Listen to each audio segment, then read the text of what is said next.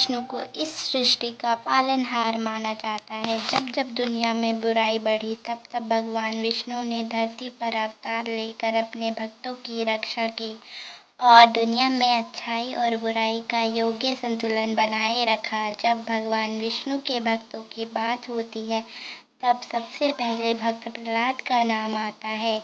आइए जानते हैं कौन थे भक्त प्रहलाद और कैसे भगवान विष्णु ने अपने प्रिय भक्त की रक्षा की। सतयुग में सप्त ऋषियों में से एक महर्षि कश्यप हुआ करते थे। उनकी अनेक पत्नियों में से दिति ने 2 दैत्य पुत्र को जन्म दिया था, जिनमें से एक का नाम हिरण्यकशिपु था और दूसरे का नाम हिरण्याक्ष था। कुछ समय बाद वे धरती पर राज करने लगे, किंतु उनकी दैवीय शक्तियों से धरती पर हाहाकार मच गया। अहंकार में डूबा हुआ हिरण्याक्ष धरती माँ को रसातल में ले गया।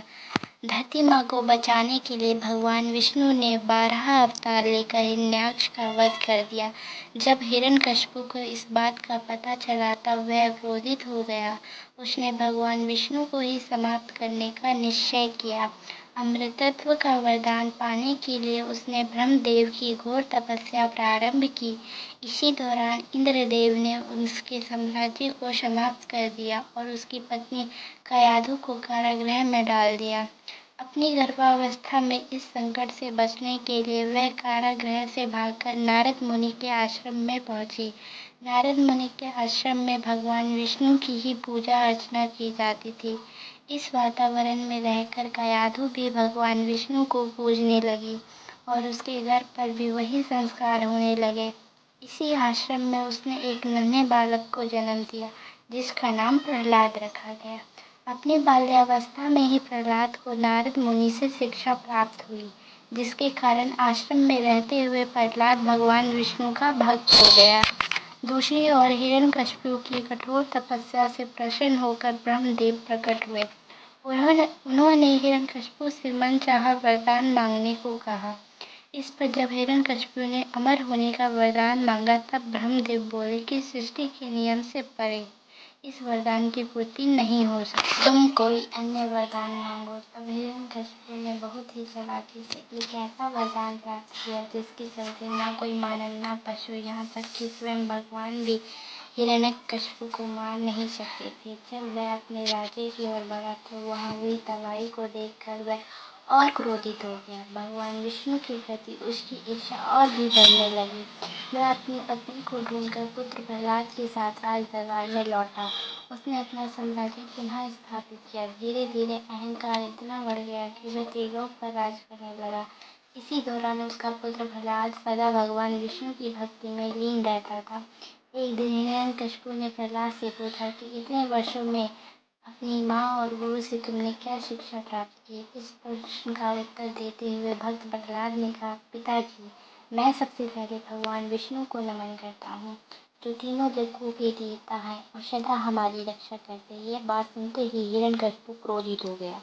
उसने अपने पुत्र को भगवान विष्णु का नाम न लेने का आदेश दिया, किंतु भक्त प्रहलाद ने अपने पिता की इस बात को स्वीकार नहीं किया और वह अपनी भक्ति में ही तल्लीन हो गया। यह देखकर हिरण्यकशिपु आश्चर्यचकित हो गया। अंततः उसने भगवान विष्णु से द्वेष करते हुए अपने ही पुत्र को समाप्त करने की ठान ली।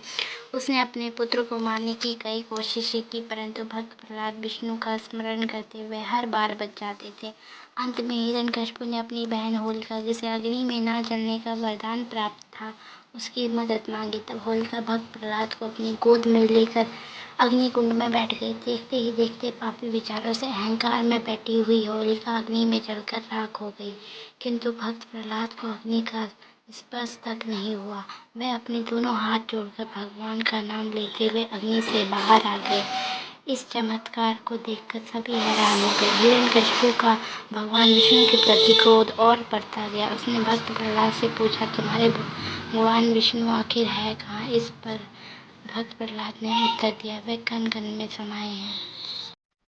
यह बात सुनकर हिरण्यकशिपु ने कहा, क्या वे इस बड़े से खंभे में भी स्थित है। और ऐसा कहते ही उसने आवेश में आकर उस खंभे पर जोर से प्रहार कर दिया। इस प्रहार के बाद उस खंभे से भयंकर गर्जना सुनाई दी और भगवान विष्णु एक विकराल रूप में खंभे को तोड़कर बाहर आए। भगवान वीर नरसिंह का रूप ये बहुत ही भीषण था। ऐसी भयंकर स्थिति में भगवान नरसिंह ने हिरण्यकशिपु का संहार कर दिया। इसके पश्चात भी उनका गुस्सा शांत नहीं हुआ। वे क्रोध में आकर दानवी शक्तियों को खत्म करने लगे, जिससे सारी जनता घबराई हुई थी। पूरे राज्य में हाहाकार मच गया था। तभी भक्त प्रहलाद हाथ जोड़कर उनके सामने खड़े हो गए। अपने प्यारे भक्त को देखकर उनका क्रोध शांत हो गया और अपने भक्त प्रहलाद को अपनी गोद में बैठा लिया। ऐसा भी कहा जाता है कि भगवान नरसिंह का गुस्सा शांत करने के लिए भगवान शिव ने सरभ अवतार लिया था। इस घटना के दिन यानी वैशाख महीने के शुक्ल